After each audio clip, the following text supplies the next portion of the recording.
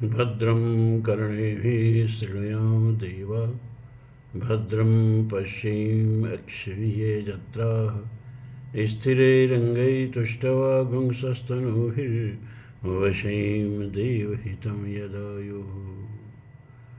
ॐ स्वस्ति नः इन्द्रो विधुस्रवाः स्वस्ति नः पूषा विश्ववेदाः स्वस्ति नस्तारक्ष्यो अरिष्टिनेमि स्वस्ति नः बृहस्पतिर्दधातु। ॐ विश्वानि देवशविदुः दुरतानि पराशु यद्भद्रं तन्नयाशु।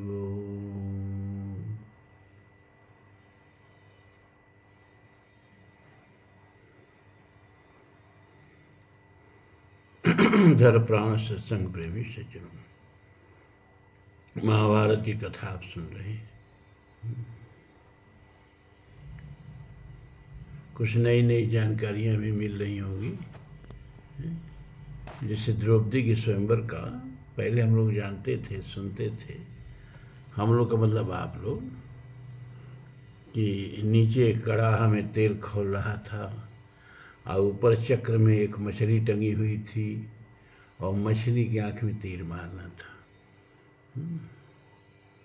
लेकिन ऐसी बात नहीं है, साफ साफ महाभारत में दिया है। नीचे कड़ा वड़ा कुछ नहीं था, तेल और कुछ नहीं खोल रहा था। धनुष था, उसका प्रत्यंचा चढ़ाना ही बड़ा कठिन था। और 5 बाण थे। एक बाण में लक्ष्य न भेद हो, दूसरा तीसरा चौथा, कम से कम 5 बाण का प्रयोग आप कर सकते थे। अधिक से अधिक 5 बाण का, उससे ज़्यादा नहीं। और उस घूमते हुए ऊपर चक्र था, देख के मारना था उसमें। लेकिन उस चक्र में एक छेद था, उस छेद में से तीर निकल जानी चाहिए थी। तो कर्ण ने प्रत्यंचा तो चढ़ा दिया, लेकिन द्रौपदी ने उसे लक्ष्य संधान नहीं करने दिया। अर्जुन ने किया। ऐसे बहुत सी बातें जो बड़ा घुमा फिरा के बताई गई हैं, महाभारत पढ़ने से स्पष्ट हो जाएगा। अब क्या हुआ कि भाई, आप लोगों को हमने बताया ही था कि द्रौपदी महाराज बुलाए पांडवों को अपने यहाँ, और उन सबों का परीक्षा लेने के लिए उन सबों की रुचि के अनुसार कहीं शस्त्रास्त्र का प्रदर्शनी लग गई, कहीं भोजन का प्रदर्शनी लग गई, कहीं कृषि का प्रदर्शनी लग गई, कहीं पशुओं का प्रदर्शनी लग गई। तो ये पांडव जो है शस्त्रास्त्र वाले गैलरी में गए। तो द्रुपद कह दिया कि आप लोग ब्राह्मण तो हो नहीं सकते हो। आप लोगों की रुचि देख के मैं निश्चित कर सकता हूँ कि आप लोग क्षत्रिय हो। तो युधिष्ठिर ने अपना परिचय भी दे दिया। बड़ा महाराज द्रुपद जी प्रसन्न हुए, अपने पुरोहित को बुलाए, कहे भाई तैयारी करो विवाह की। तो युधिष्ठिर से कहा द्रुपद ने, महाराज अब अर्जुन को फिर तैयार करिए, विवाह हो जाए द्रौपदी और अर्जुन का। युधिष्ठिर ने बड़े संकोच के साथ कहा कि विवाह तो मुझे भी करना है। द्रुपद ने कहा ठीक है, तब आप ही विवाह कर लीजिए, आपकी भी पत्नी बन जाए द्रौपदी, कोई बात नहीं है। हाँ? उन्होंने कहा नहीं द्रुपद जी, आप ये बात समझ नहीं रहे हैं। हम 5 भाइयों को द्रौपदी से विवाह करना है। तब तो द्रुपद आवाज कर रह गए कि ये तो कैसे हो सकता है? एक पुरुष की कई पत्नियों की परंपरा तो इस समय चल रही है। रनिवास का रनिवास हम लोग का भरा रहता है, लेकिन एक पत्नी के कई पुरुष की परंपरा तो स्वीकार्य नहीं होगी आर्य कुल में। ये कैसे संभव है? उन्होंने कहा हाँ, धर्म संकट हम लोग के सामने भी खड़ा हो गया है, लेकिन जब अर्जुन जीत करके द्रौपदी को लाए, साथ में भीम भी थे, तो इन्होंने कहा देखो माँ आज क्या भिक्षा लेके आए हैं। तो माँ कुछ काम में बजी हुई थी, चूल्हा चौके में बजी हुई थी। उसने कहा कि जो भी लाया हो बेटा आपस में बांट के भोग कर लो। अब माता ने आज तक कोई बात झूठ कहा ही नहीं और कोई बात उसकी कटी नहीं। और माता ने कहा कि आपस में बांट के भोग कर लो, तो अगर हम लोग उसके साथ विवाह नहीं करेंगे तो माता की वाणी झूठ हो जाएगी। जीवन में एक झूठ का वाक्य उसके नाम से जुड़ जाएगा। अब हम लोग भी बड़े धर्म संकट में हैं, करें तो क्या करें? यही गंभीर चिंतन चल रहा है। द्रुपद महाराज जी बड़े परेशान हैं, क्या बात है, एक बच्ची को अपनी 5 को कैसे हम सौंप दें? हैं, तब तक उसी समय व्यास जी आ जाते हैं। और व्यास जी ने सबको समझाया कि देखो भैया, ये द्रौपदी पांचों की पत्नी होके ही पैदा हुई है। पूर्व जन्म में शिव की बहुत बड़ी भक्त थी और शिव की तपस्या करके जिन 5 गुणों वाला ये पति मांगी शिव से, तो शिव भगवान ने कह दिया एक आदमी ये 5 गुण तो बड़ा मुश्किल है कि वो धर्मराज भी हो, हजारों हाथियों जैसा बलशाली भी हो, सर्वश्रेष्ठ धनुर्धर भी हो, सर्वश्रेष्ठ ज्योतिष विदारद भी हो और सर्वश्रेष्ठ खंगधर हो। बड़ा मुश्किल है। इसलिए जाओ, तुमको इन गुणों से विभूषित 5 पति मिलेंगे। तो शिव ने इसको पहले ही जन्म में अपशब्द कहो चाहे वरदान कहो दे दिया है 5 पतियों की पत्नी बनने का। तो अब शिव की आज्ञा का पालन करना ही सबसे बड़ा धर्म है, माता की आज्ञा का पालन करना ही सबसे बड़ा धर्म है। ऐसे 2 महान धर्मों के सामने यह एक छोटा सा धर्म कि एक औरत को कई पति नहीं हो सकते हैं। जब एक पुरुष की कई पत्नियां हो सकती हैं तो एक औरत के भी कई पति हो सकते हैं। द्रौपदी उसका अपवाद रहेगी और 5 से इसका विवाह कर दीजिए। तो पहले दिन युधिष्ठिर के साथ विवाह हुआ, दूसरे दिन भीम के साथ हुआ, तीसरे दिन अर्जुन के साथ हुआ, फिर नकुल के साथ हुआ, फिर सहदेव के साथ हुआ। 5 दिन में 5 पांडवों के साथ विवाह हो गया। अब ये बात चारों तरफ फैल गई कि अरे वो ब्राह्मण नहीं थे, वो तो क्षत्रिय थे, वो तो पांडव थे। वो जो लक्ष्य भेद किया वो अर्जुन था और जिसने शल्य को उठा के पटक दिया और पेड़ उखाड़ उखाड़ के राजाओं को मार रहा था वो भीम था। और ये बात हस्तिनापुर तक भी पहुंच गई। अब हस्तिनापुर में पंचायत बैठी हैं, ऊपर से धृतराष्ट्र बड़ी प्रसन्नता दिखा रहे थे, अरे मुझे बड़ी खुशी है, मेरे लिए तो जैसे मेरे बच्चे हैं उसी तरह से पांडु के बच्चे हैं। अब विदुर क्या किया जाए।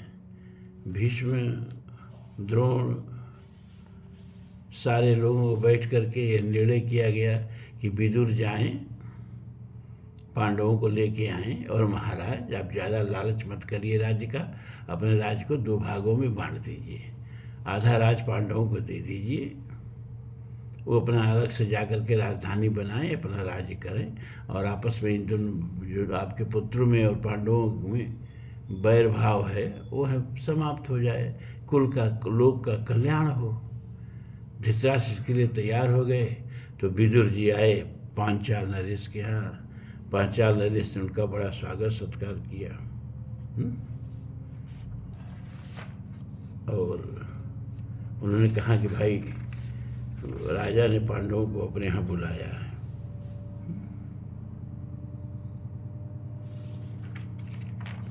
अब हम इन लोगों को लेके जाएंगे। तो द्रुपद को क्या आपत्ति थी, उन्होंने कहा ठीक है।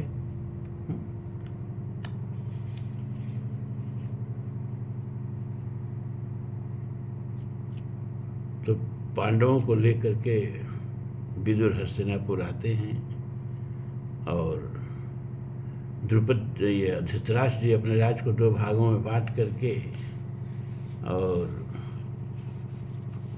आधा राज पांडवों को दे देते हैं। पांडवों ने इंद्रप्रस्थ में अपनी राजधानी बनाई। विश्वकर्मा ने आकर के उनका राजमहल तैयार कर दिया, बड़ा भव्य राजमहल बना और वहाँ युधिष्ठिर राज्य करने लगे। अभी हमने तो 4 लाइन में आपको बता दिया, इतनी कथा के लिए यहाँ 5-6 अध्याय व्यास जी ने खर्च किया है, लेकिन उसका सारांश यही है। अब इंद्रप्रस्थ में युधिष्ठिर के राज्य में नारद जी आते हैं। अब नारद जी का युधिष्ठिर ने अर्घपात दे करके बड़ा स्वागत सत्कार किया, उनको सिंहासन पर बैठाया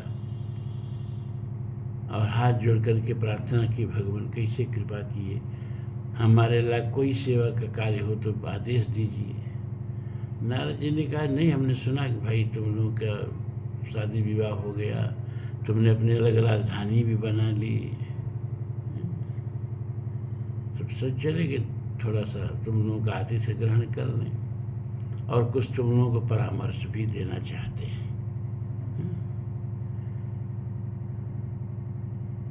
इसी बीच द्रौपदी आई।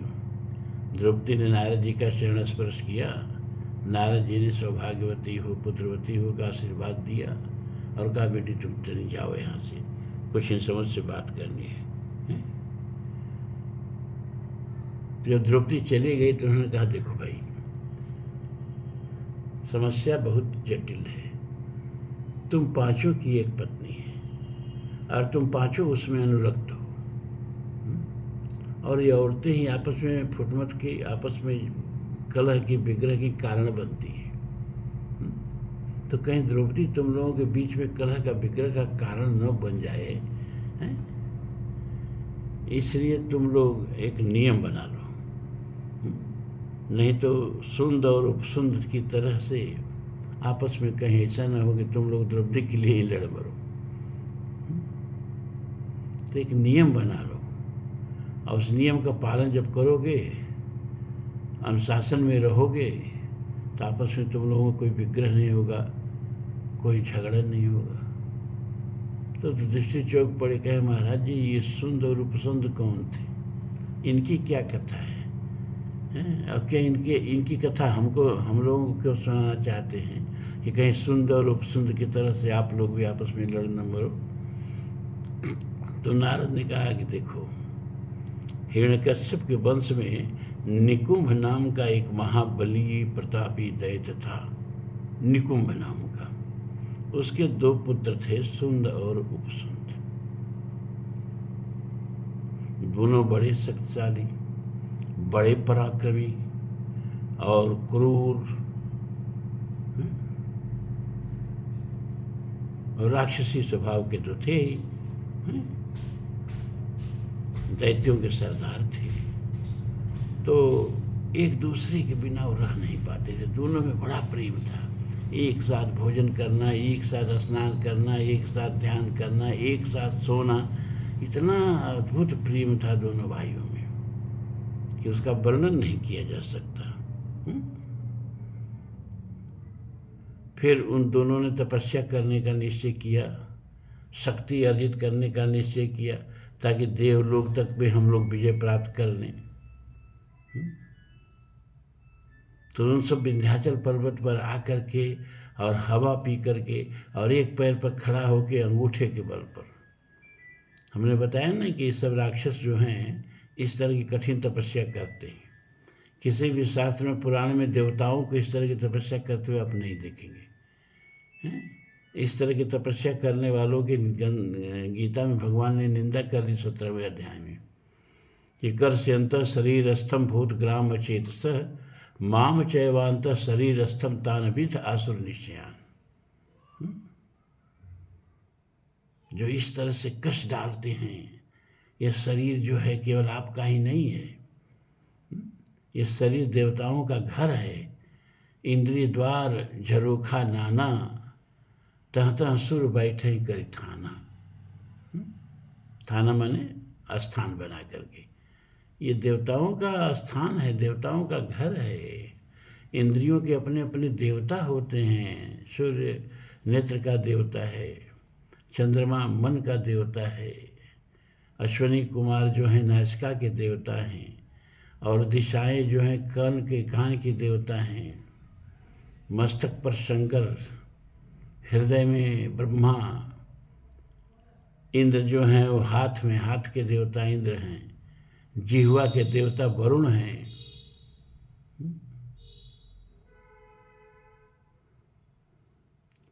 गुदा और अर्यमा, ये गुदा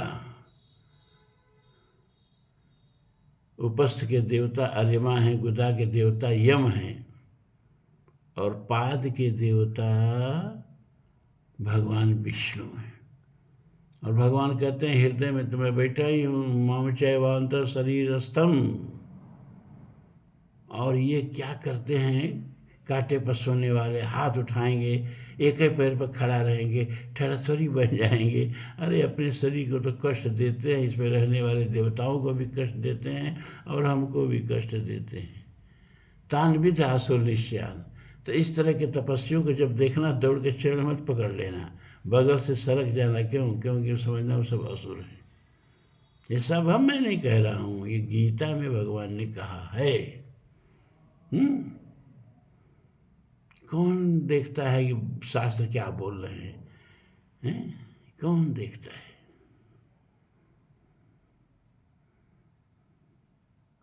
इन नहाने वालों को जाके डुबकी लगाने को, और डुबकी लगाने में कुचल जाने वालों को, कुचल देने वालों को, भागवत में भगवान श्री कृष्ण क्या कह रहे हैं? तान क्या कहें, जाने दो, सो कई बार कह चुके हैं।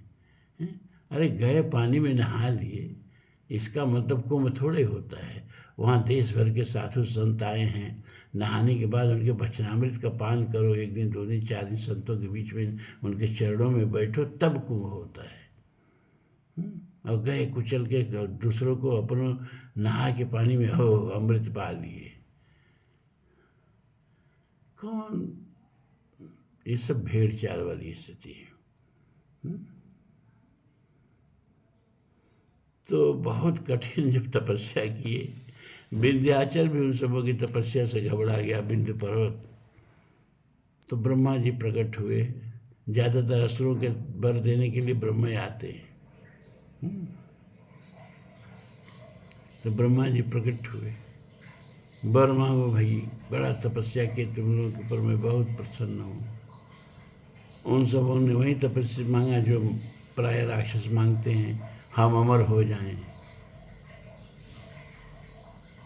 ब्रह्मा ने कहा ये तो नहीं, संभव नहीं, जो हमारे बस में है नहीं, और जाते से ही ध्रुव मृत्यु हो।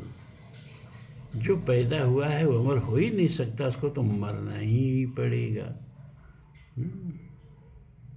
अमर होने का वरदान देने का मेरे पास अधिकार नहीं है। और कुछ मांगना चाहो तो मांग सकते हो। तब उन सबों ने कहा कि हम किसी के मारने से मरे नहीं, जब तक हम दोनों भाई एक दूसरे को न मारें। और उन दोनों में इतना प्रेम था कि वो दोनों एक दूसरे को क्यों मारेंगे। तो वही सोचे सब कि हम लोग आपस में एक दूसरे को मरबे नहीं करेंगे, दूसरे के हाथ से मरबे नहीं करेंगे, तो हम लोग तो अमर हो ही जाएंगे। ये ब्रह्मा को इतनी बुद्धि है, दे दिए वरदान। हाँ भाई ठीक है, जाओ, तुम लोग जब तक आपस में एक दूसरे को नहीं मारोगे, मरोगे नहीं। जब एक दूसरे को मारोगे तो दोनों मर जाओगे। ब्रह्मा जी वरदान दे के चले आए। अब ये सब वर पा करके और फिर लगे दिग्विजय के लिए निकलने, और गंधर्व लोग, किन्नर लोग, नाग लोग और देव लोग सब जीत लिए। सब जीत करके पृथ्वी पर अखंड शासन करने लगे।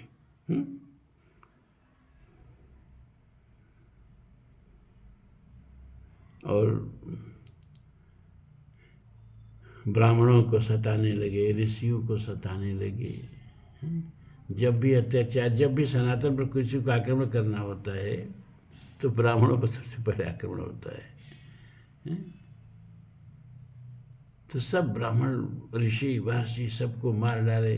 कुछ जाके बेचारे कंदरा में गुफा में छिप गए। तो अब सब ऋषि मुनि फिर ब्रह्मा के पास गए कि आपने क्या वरदान दे दिया, अब सब हम लोगों का नाश हो जाएगा, हम लोगों को तो रहने ही नहीं दे रहा है, मार डाल रहा है, यज्ञ कर रहे हैं तो हम ही लोग उठा के उस यज्ञ आहुति में डाल दे रहा है। प्रभु कुछ करिए, कुछ बचाइए। तो ब्रह्मा जी बड़े चिंता में पड़ गए। हम वरदान तो इन सबको दे दिए हैं कि जब तक कि तुम सब आपस में नहीं लड़ोगे, एक दूसरे को नहीं मारोगे, किसी के द्वारा मारे नहीं जाओगे, तो अब हम क्या करें। तो उन्होंने एक सुंदर स्त्री का निर्माण किया। सभी सुंदर चीज़ों से तिनतिर भर लेकर के एक सुंदर स्त्री का निर्माण किया और उसका नाम रखा तिलोत्तमा। हम्म? अब वो स्त्री बहुत अनिंद्य सुंदरी, अप्सराओं का सौंदर्य भी उसके सामने फीका। तो हाथ जोड़ के कहा, भगवान क्या आदेश है? उन्होंने कहा, देखो ये सुंद और उपसुंद ये दो दैत्य हैं जो विश्व के कंटक का कारण बने हैं। तुमको इन दोनों को अपने रूप से लुभाना है और इस तरह से दोनों में फुर्मत पैदा कर देना है। दोनों को ये लगे कि तुम दोनों को चाहती हो और तुम्हारे लिए वो सब आपस में लड़ें, यही मेरा उद्देश्य है। तो तिलोत्तमा ब्रह्मा जी को प्रणाम करके, उनकी आज्ञा लेकर के, और जहाँ ये सब विहार कर रहे थे वहाँ आई और सरोवर में स्नान करके भीगे वस्त्रों में वस्त्र बदलने का नाटक करने लगी। तब तक इन देखों ने देखा, इतनी सुंदर औरत देखे ही नहीं थे सब।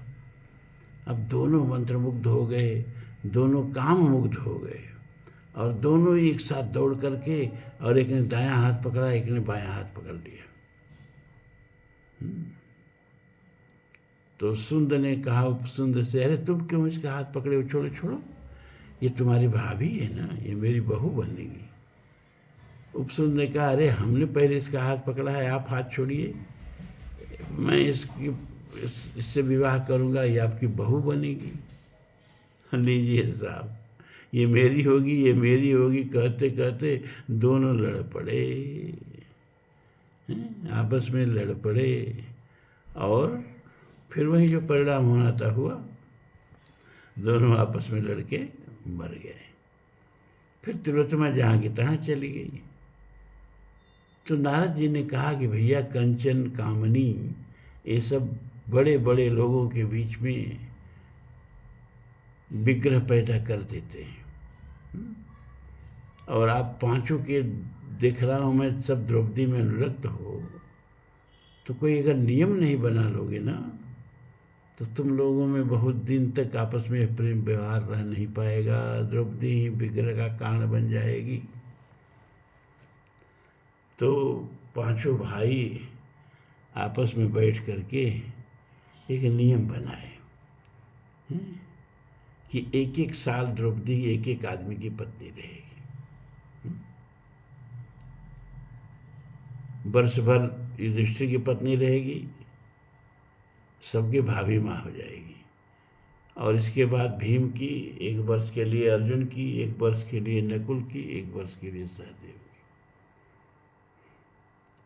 और जब जिसके साथ हो रहेगी, जैसे मान लीजिए युधिष्ठिर की पत्नी एक वर्ष के लिए हो गई, तो जब युधिष्ठिर और द्रौपदी एक कक्ष में रहेंगे, उस समय कोई दूसरा उस कक्ष में प्रवेश नहीं करेगा, पांचों पांडवों में से कोई नहीं।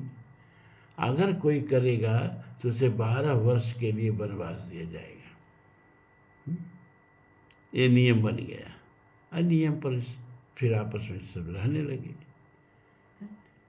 तो एक बार युधिष्ठिर का मतलब पारी थी, युधिष्ठिर की पत्नी बनी हुई थी द्रौपदी, और दोनों एक कक्ष में अपना विहार कर रहे थे। तब तक एक ब्राह्मण चीखता हुआ चिल्लाता हुआ आया। अर्जुन बाहर खड़े थे। अरे पंडित जी, अरे ब्राह्मण देवता, क्या हो गया? कौन आपको सता रहा है? पांडवों के रहते ब्राह्मण पर अत्याचार कर रहा है, किसका इतना साहस हो गया? उसने कहा कि ये कुछ दस्यु हैं, वो मेरी गाय छीन के हाँक के ले जा रहे हैं। वो गाय ही मेरे एकमात्र धन है। शाम को मेरा बच्चा दूध के बिना मर जाएगा, मेरा पूरा परिवार मर जाएगा। उसी गाय के बल पर मेरा पूरा परिवार जिंदा रहता है, और वो गाय दस्यु छीन करके लेके डाकू सब जा रहे हैं। हमारी गाय हमको दिलवा दीजिए। अब अर्जुन निहत्थे थे कि समझ में नहीं आया क्या करें। इधर ब्राह्मण गौ की रक्षा और ब्राह्मण की रक्षा, और उधर व्रत की रक्षा। जहाँ भैया बैठे हैं द्रौपदी के साथ, वहीं हमारा धनुष बाण रखा है, वहीं सभी पांडवों का अस्त्र भी रखा है। तो अगर हम जाते हैं तो जो नियम हम लोग बनाए हैं वो नियम भंग हो जाएगा। और अगर नहीं जाते हैं तो अरे बाप रे बाप, ये गोरक्षा से हम चूक जाएंगे और ब्राह्मण के जो इच्छा है उसको पूरा नहीं कर पाएंगे। तो उनको लगा कि गौ रक्षा करना और ब्राह्मण की रक्षा करना, ये उस व्रत की रक्षा करने से बड़ा धर्म है। इस धर्म के ऊपर उस धर्म को न्यौछावर किया जा सकता है। तब अर्जुन दौड़ करके उस कक्ष में चले गए जिस कक्ष में द्रौपदी और युधिष्ठिर उस समय थे। तो अर्जुन बिना उधर देखे ही अपना गए, धनुष बाण उठाए, दौड़ के आए। और इसके बाद पंडित के आई, पंडित जी चला जाए, बहुत दूर तक को नहीं गए होंगे गाय लेकर के, और दौड़ते हुए गए और डाकुओं को मार करके और पंडित जी को उनकी गाय सुपुर्द कर दिया। और अब आए और आंखों में आंसू भर के पलकें नीची करके हाथ जोड़ के युधिष्ठिर के सामने बैठ गए, भैया हमने नियम भंग कर दिया, अब हमें दंड मिलना चाहिए, अब हम 12 वर्ष के लिए जंगल में चले जाएंगे, वनवास में चले जाएंगे। युधिष्ठिर ने कहा, अरे नहीं नहीं नहीं नहीं, बड़ा भाई के साथ पत्नी हो तो छोटा भाई आ जा सकता है, हाँ छोटे भाई के साथ पत्नी हो तो बड़ा भाई नहीं आ जा सकता है। इसलिए तुमने कोई गलती नहीं की है, तुमको कहीं कोई दंड नहीं मिलेगा और तुमको कोई वनवास अगर नहीं मिलेगा। उन्होंने कहा, नहीं भैया, जब नियम बना है तो उसका पालन होना चाहिए, मुझे आज्ञा दीजिए, मैं आपसे विदा लेने आया हूँ, अब मैं 12 वर्ष जंगल में ही बिताऊँगा। तो अपने भाइयों से मिल के, माता से मिल के, सबसे आज्ञा ले करके अर्जुन जो थे 12 वर्ष के लिए वन को चल दिए। और तीर्थों में घूमने लगे। घूमते घूमते वो हरिद्वार में आए और स्नान करने के लिए गंगा जी में उतरे। और स्नान करके बाहर निकलने ही वाले थे कि उस जल में, गंगा जी में नाग कन्या उलूपी रहती थी। नाग लोग जल के नीचे ही आवास बना करके रहते थे। भीम को भी आप देखे होंगे, जब दुर्योधन ने उनको जहर दिया था और जब उनको गंगा जी में फेंकवा दिया था तो वो भी बहते बहते नागलोक को चले गए थे। तो अर्जुन अब जल से निकलने ही वाले थे कि किसी ने उनका चरण पकड़ लिया। वो समझे ये भाई कोई ग्राहक हमारा चरण पकड़ लिया क्या। देखें तो एक सुंदर सी युवती जो है चरण पकड़ ली। अरे कौन है आप, मेरा चरण क्यों पकड़ी हैं, चरण छोड़ दीजिए। उस युवती ने कहा कि मैं नाग कन्या उलूपी हूँ, मैं नाग कन्या उलूपी हूँ, मैं ऐरावत वंश के कौरव्य नाग की कन्या उलूपी हूँ, मैं आपसे प्रेम करती हूँ, मैं आपको अपने पति के रूप में वर्ण करना चाहती हूँ, आप मुझे स्वीकार कीजिए। पहले अर्जुन बहुत हाथ छुड़ाना चाहे, पिंड छुड़ाना चाहे, लेकिन नहीं बचा पाए अपने को और उसके प्रेम में आबद्ध हो गए। और उलूपी के साथ उन्होंने कहा, ठीक है, मैं तुम्हें पत्नी के रूप में स्वीकार करता हूँ। तो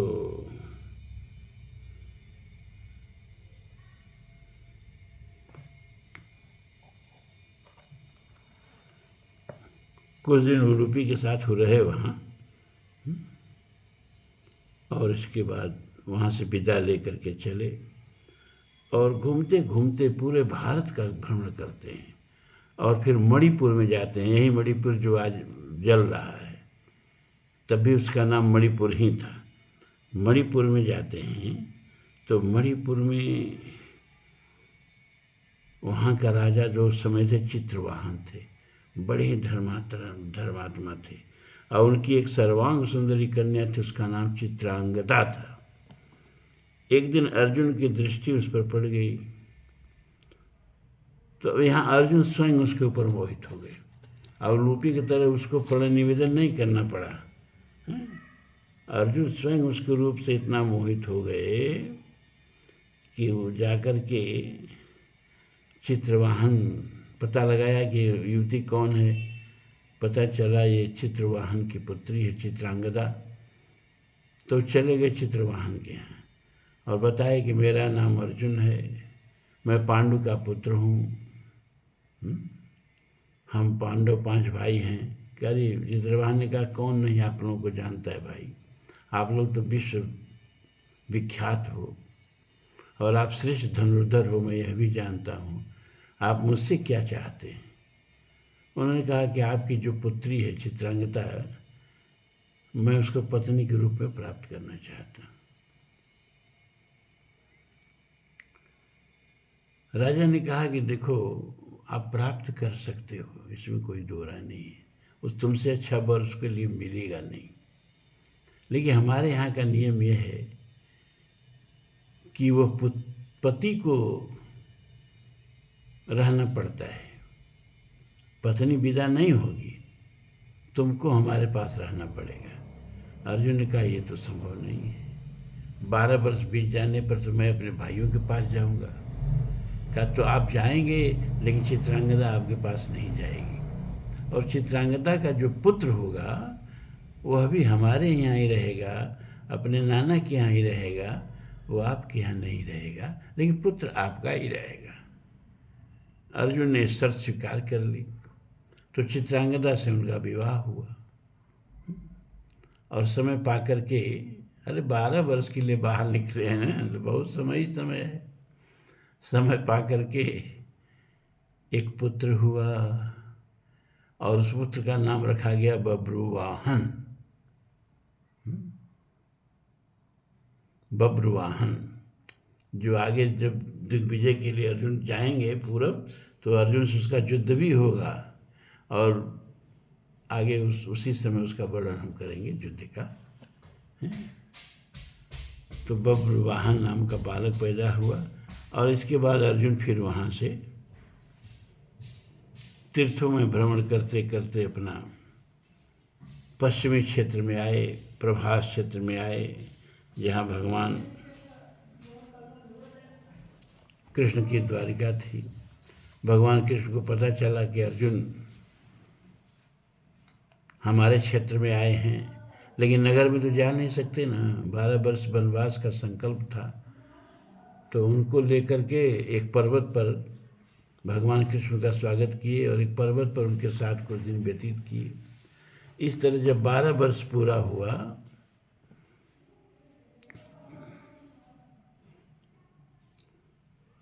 तो अर्जुन फिर कृष्ण भगवान के साथ उनके नगर द्वारिका में आए। द्वारका वासियों ने बड़े उत्साह से अर्जुन का स्वागत सत्कार किया